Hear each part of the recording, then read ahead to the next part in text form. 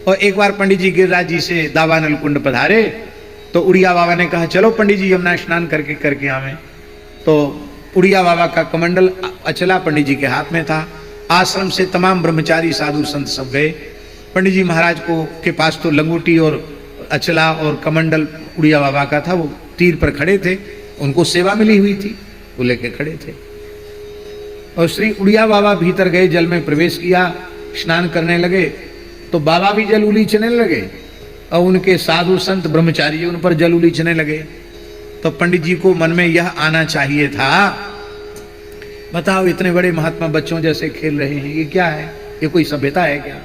तो ये साथ वाले सेवा में रहने वाले कितने ढीठ हैं, बताओ महाराज के मुंह पे पानी उलीच रहे हैं, इनमें इतनी भी मर्यादा नहीं। कि भाव पंडित जी के मन में नहीं आया।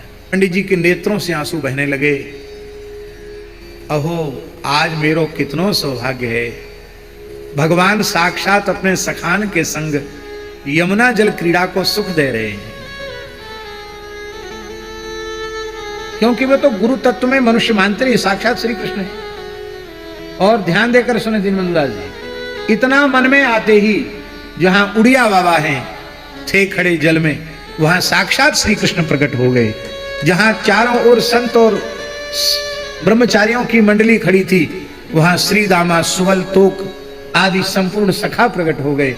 और जब तक बाबा यमुना जल में रहे तब तक साक्षात श्री कृष्ण की जल केली का दर्शन श्री पंडित जी महाराज। आप बुद्धि प्रधान है ना, विचार प्रधान है, तो ज्ञान मार्ग में चले जाइए।